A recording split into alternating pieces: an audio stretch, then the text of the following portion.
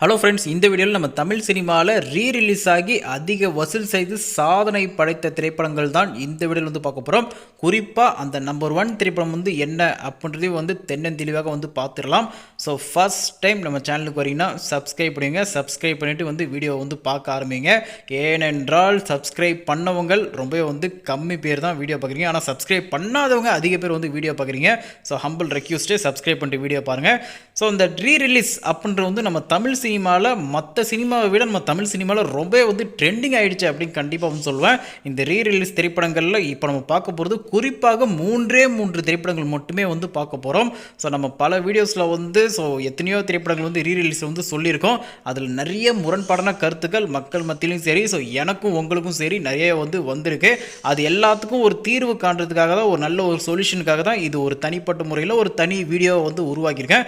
இந்த வீடியோ நீங்கள் ஃபுல்லாக பார்த்தீங்கன்னா இதுக்கு பிறகு நீங்கள் கண்டிப்பாக புரிஞ்சுப்பீங்க நான் என்ன சொல்ல வர்றேன் அப்படின்ட்டு. இந்த வீடியோவில் 2 விதமாக நான் சொல்ல போகிறேன். ஒரு விதம் என்ன அப்படின்னு கேட்டிங்கன்னா, அதிக வசூல் செய்த நம்பர் 1 திரைப்படம் என்ன, நம்பர் 2 திரைப்படம் என்ன, நம்பர் 3 திரைப்படம் என்ன அப்படின்னு சொல்ல போகிறேன். இன்னும் 2வது விதமாக எப்படி அப்படின்னு கேட்டிங்கன்னா, அந்த திரைப்படங்களோட தயாரிப்பு செலவை பொறுத்து எப்பேற்பட்ட லாபத்தை எடுத்துச்சு அப்படின்ற ஒரு விதமாக சொல்ல போகிறேன். ஸோ கண்டிப்பாக இந்த வீடியோவை ரொம்பவே உன்னிப்பாக கவனிங்க, எதையும் ஸ்கிப் பண்ணுறாதீங்க. மொத்தமாக 3 திரைப்படங்கள் தான் கம்பாரிசன் அந்த ரீரிலீஸ் திரைப்படத்தை பற்றி நான் சொல்ல போகிறேன்.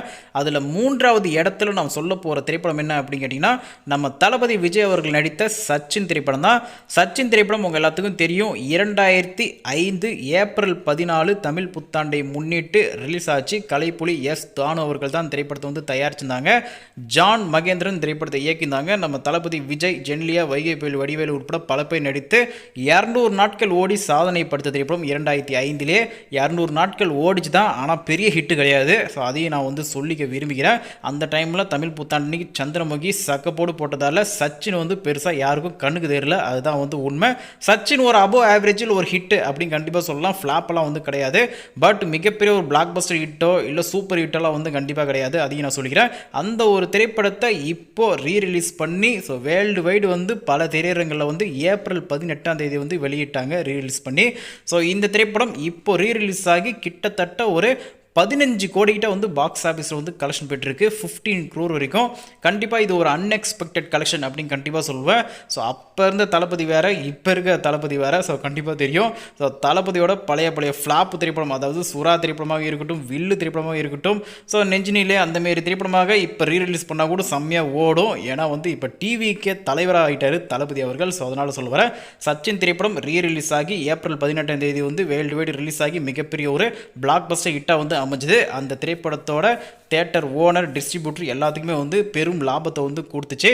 பட் அப்போ 2005 சச்சின் திரைப்படம் ஒரு ஆவரேஜ், ஆனால் இப்போ ரீரிலீஸ் ஆகி ஒரு பிளாக் பஸ்டர் ஹிட்டு. ஸோ அதனால தான் இந்த திரைப்படத்தை நம்ம 2வதாக சொல்லியிருக்கோம் சச்சினை. அண்ட் அடுத்தபடியாக டாப் 2ல் பார்க்க போகிற திரைப்படம் என்ன அப்படின்னு கேட்டிங்கன்னா, தளபதி விஜய் அவர்கள் நடித்த கில்லி திரைப்படம் தான். ஸோ கில்லி திரைப்படம் 2004 ஏப்ரல் மாதம் தமிழ் புத்தாண்டு முன்னிட்டு கிட்டத்தட்ட ஒரு 16ஆம் தேதி ரிலீஸ் ஆச்சுன்னு நினைக்கிறேன். ஸோ அந்த திரைப்படத்தை தரணி அவர்கள் இயக்கியிருந்தாங்க. ஏஎம் ரத்னம் அவர்கள் தான் தயாரிச்சிருந்தாங்க. தளபதி விஜய், பிரகாஷ் ராஜ், நம்ம த்ரிஷா உட்பட பல பேர் நடித்து ஒரு மிகப்பெரிய ஒரு மெகா பிளாக் பஸ்டர் ஹிட்டு. 200 நாட்களுக்கு மேலே ஓடி 50 கோடி வரைக்கும் திரைப்படம் வசூல் செஞ்சு முதல் 50 கோடி வசூல் திரைப்படம் அப்படின்ற ஒரு சாதனையை 2004ஆம் இடத்திலே சாதனை படைச்சது கில்லி திரைப்படம். அப்பேற்பட்ட கில்லி திரைப்படம் போன வருடம் 2024 ஏப்ரல் 20ஆம் தேதி ரீரிலீஸ் பண்ணாங்க வேர்ல்டு வைடு அதிக திரையரங்கில். ஸோ கோடை விடுமுறை வேற, இதெல்லாம் ப்ளஸ் பாயிண்ட்டு சச்சினுக்கும் சரி கில்லிக்கும் சரி ஏப்ரல் மாதம். ஸோ கில்லி திரைப்படம் ஒரு family entertainment mass commercial masala movie. எல்லாத்துக்கும் தெரியும். அனைத்து தரப்பு ரசிகர்களும் ஸோ ரொம்ப வெகுவாக கவர்ந்து அந்த 2004 மிகப்பெரிய ஒரு பிளாக் பஸ்டர் ஹிட் கொடுத்தவங்க. கண்டிப்பாக இப்போ இருக்கிற நம்ம தளபதி மார்க்கெட்டுக்கு சொல்லவே தேவையில்லை. ஸோ கிட்டத்தட்ட இந்த திரைப்படம் ரீரிலீஸ் ஆகி 32 கோடிக்கு மேலே கலெக்ஷன் பெற்றிருக்கு. அதாவது 32லேருந்து ஒரு 35 கோடி கிட்ட. ஸோ இதெல்லாம் ஒரு அன்எக்ஸ்பெக்டட் கலெக்ஷன் அப்படின்னு கண்டிப்பாக சொல்லுவேன். சச்சினே அந்தளவுக்கு கலெக்ஷன் பெற்றிருக்குன்னா, 15 கோடி கிட்ட கலெக்ஷன் பெற்றிருக்குன்னா, அப்போ கில்லி சொல்லவே தேவையில்லை, டபுள் மடங்கு. ஸோ அன்எக்ஸ்பெக்டடாக 35 கோடி கிட்ட கலெக்ஷன் பெற்று ஒரு மிகப்பெரிய ஒரு மெகா பிளாக் பஸ்டர் ஹிட்டாக அமைஞ்சது. ஸோ தியேட்டர் ஓனர்ஸ் அனைவருக்குமே பல கோடிகள் லாபம். ஸோ வேறு லெவலில் டிஸ்ட்ரிபியூட்டரும் லாபத்தை பார்த்தாங்க கில்லி திரைப்படத்தை ரீரிலீஸ் பண்ணி. ஸோ கிட்டத்தட்ட ஒரிஜினல் கிட்டத்தட்ட ஒரு 50 கோடி, அதாவது செகண்ட் ரீரிலீஸ் ஒரு 35 கோடினா கிட்டத்தட்ட வேர்ல்டு வைடு 85 கோடி கிட்ட அப்படின்னு கண்டிப்பாக சொல்லலாம் ரீரிலீஸ் பண்ணி அந்த கில்லி திரைப்படத்தை. ஸோ இப்போ இல்லை, எப்போ வேணாலும் கில்லி திரைப்படம் ரீரிலீஸ் பண்ணால் பல கோடிகள் லாபம் கொடுக்கும். அந்த அளவுக்கு ஒரு ஒர்த்தான மூவி தான் கில்லி. ஸோ அதனால தான் இந்த திரைப்படத்தை நம்ம டாப் 2ல வந்து வச்சிருக்கோம். அண்ட் அடுத்தபடியாக டாப் 1ல பார்க்க போகிற திரைப்படம் கேப்டன் பிரபாகரன் திரைப்படம் தான். ஸோ கேப்டன் பிரபாகரன் திரைப்படம் ஒரிஜினலாக 1991 தமிழ் புத்தாண்டை முன்னிட்டு ஏப்ரல் 14ஆம் தேதி வந்து ரிலீஸ் ஆச்சு. இந்த 3 திரைப்படங்களோட ஒரு சூப்பரான ஒரு பேரலல், அதாவது ஒரு சிங்கான ஒரு விஷயம் என்ன அப்படின்னு கேட்டிங்கன்னா, ஒரிஜினல் வெர்ஷன் வந்து உண்மையிலே வந்து தமிழ் புத்தாண்டை முன்னிட்டு 3 திரைப்படமே வந்து ரிலீஸ் ஆகிருக்கு. அதுதான் வந்து வேறு லெவலில் ஒரு ஒற்றுமை அப்படின்னு கண்டிப்பாக சொல்லலாம். கேப்டன் பிரபாகரனாக இருக்கட்டும், கில்லியாக இருக்கட்டும், சச்சினாக இருக்கட்டும், இந்த 3 திரைப்படங்களோட ஒரிஜினல் வெர்ஷன் தமிழ் புத்தாண்டை முன்னிட்டு ஏப்ரல் மாதம் தான் வந்து ரிலீஸ் ஆச்சு.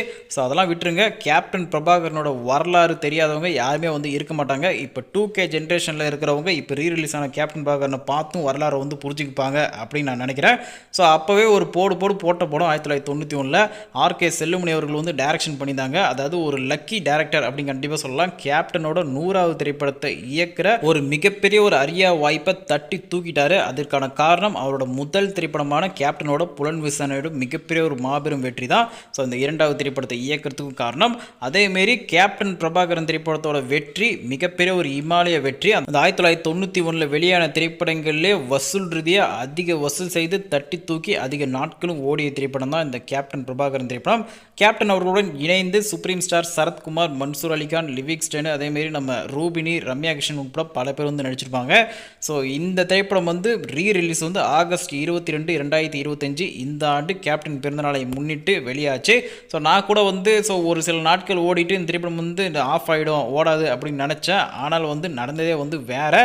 ஸோ இந்த திரைப்படம் ரீரிலீஸ் ஆகி, அதாவது தியேட்டருக்கே போகாமல் பல வருஷங்களாக வந்து இருந்திருப்பாங்க பார்த்தீங்களா, அவங்கெல்லாம் நம்ம கேப்டன் பிரபாகரன் திரைப்படத்தை வந்து தியேட்டரில் பார்த்து கண்டு மகிழ்ந்தாங்க.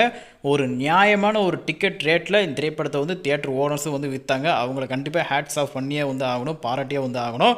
அதேமாரி 2K ஜென்ரேஷனில் இருக்கிற ரசிகர்களும் இந்த திரைப்படத்தை வந்து பார்த்து கண்டு மகிழ்ந்தாங்க. அந்த அளவுக்கு வந்து கேப்டன் பிரபாகரன் திரைப்படத்தை அப்பயும் வந்து வேறு லெவலில் வந்து தாக்கத்தை ஏற்படுத்தி, இப்பயும் வந்து வேறு லெவலில் தாக்கத்தை ஏற்படுத்திருக்கு.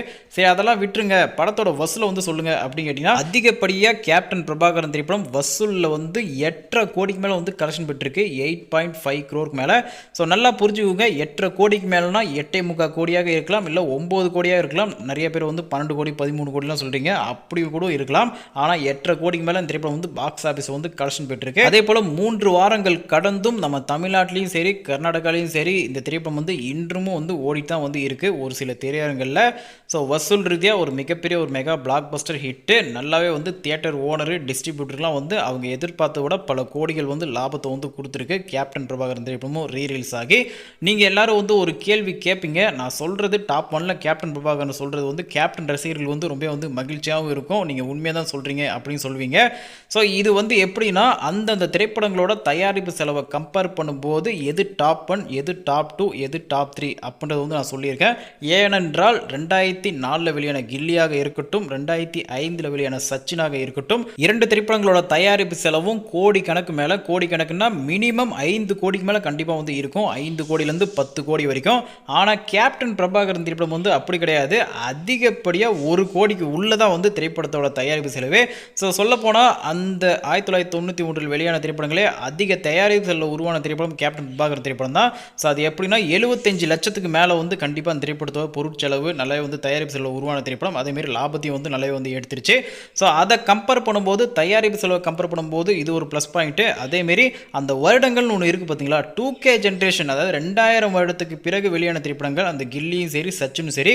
ஆனால் இந்த திரைப்படம் வந்து 1991 வெளியான திரைப்படம் 2025 சக்கப்போடு போடுச்சுன்னா கண்டிப்பாக இதை தான் வந்து டாப் 1 வந்து சொல்லியே வந்து ஆகணும். அந்த தயாரிப்பு செலவு கம்பேர் பண்ணும்போதும் சரி, 1991 வெளியான திரைப்படம் 2025 இப்படி ஒரு போட்டிருக்கு அப்படின்னு வந்து நினைக்கும் போது கண்டிப்பாக டாப் 1ல ரீரிலீஸ் ஆன திரைப்படங்களில் மிகப்பெரிய ஒரு சாதனை படுத்த திரைப்படம் அப்படின்ற ஒரு பேர் வந்து கேப்டன் பிரபாகரன் தான் வந்து வாங்கியிருக்கு. அதேமாரி நான் இதையும் சொல்லிக்கிறேன், அதிக வசூல் செய்த சாதனை படுத்த திரைப்படம்னா அது நம்பர் 1 வந்து கில்லி தான், நம்பர் 2 வந்து சச்சின் தான், நம்பர் 3 வந்து கேப்டன் பிரபாகரன். ஸோ இதெல்லாம் வந்து நம்ம பார்க்க மாட்டோம். கண்டிப்பாக வந்து அந்தந்த வருடங்கள் அந்தந்த காலகட்டத்தில் வெளியான திரைப்படம் இந்த 2025 வந்து சாதனை பெற்றிருக்குன்னா அதை தான் வந்து எல்லாருமே வந்து பார்ப்பாங்க. ஸோ அதை வச்சு பார்க்கும்போது கேப்டன் பிரபாகரன் திரைப்படமே வந்து நம்பர் 1, நம்பர் 2 வந்து கில்லி, நம்பர் 3 வந்து சச்சின். ஸோ இப்போ கண்டிப்பாக நீங்கள் எல்லாரும் புரிஞ்சுப்பீங்க அப்படின்னு நினைக்கிற அந்த 2 விதம் வந்து ரொம்பவே தென்னந்தெளிவாக வந்து சொல்லியாச்சு. அதே போல் இந்த 3 திரைப்படங்கள் தான் ரீரிலீஸ்லேயே வந்து அதிக வசூல் செய்து சாதனை படைத்த திரைப்படங்கள் இப்போ வரைக்கும். நம்ம சூப்பர் ஸ்டார் ரஜினிகாந்த் அவர்கள் நடித்த பாஷா, முத்து போன்ற படங்கள்லாம் வந்து ரீரிலீஸ்லாம் பல முறை வந்து ஆகியிருக்கு. அஜித்குமார் அவர்கள் நடித்த வீரம், மங்காத்தா, பில்லா போன்ற பல படங்களும் வந்து ரீரிலீஸ் ஆகியிருக்கு. என்னதான் வந்து பெரிய பெரிய திரைப்படங்கள் ரீரிலீஸ் ஆனாலும் சூர்யாவோட அயனாக இருக்கட்டும் எதுவுமே வந்து 2-3 கோடிக்கு மேலே கூட வந்து வசூல் வந்து செய்யல. இந்த 3 திரைப்படங்கள் மட்டுமே வந்து எதிர்பாராத ஒரு அன்எக்ஸ்பெக்டட் பாக்ஸ் ஆஃபீஸ் கலெக்ஷன் பெற்று ரீரிலீஸில் ஒரு மிகப்பெரிய ஒரு சாதனை படுத்த நம்பர் 1, நம்பர் 2, நம்பர் 3 திரைப்படம் அப்படின்ற ஒரு பேர் வந்து வாங்கியிருக்கு. ஸோ அவ்வளோதான் ஃப்ரெண்ட்ஸ், இந்த வீடியோ பிடிச்சிருந்தா லைக் பண்ணுங்கள், ஷேர் பண்ணுங்கள், சப்ஸ்கிரைப் பண்ணுங்கள். முரண்பாடான கருத்துக்கள் எதுவாக இருந்தாலும் கமெண்ட் பாக்ஸில் வந்து கமெண்ட் பண்ணுங்கள். இது வரைக்கும் நம்ம சேனலுக்கு சப்ஸ்கிரைப் பண்ணி சப்போர்ட் பண்ண நல்லுள்ளங்கள் அனைவருக்கும் நன்றி. தேங்க்ஸ் ஃபார் வாட்சிங்.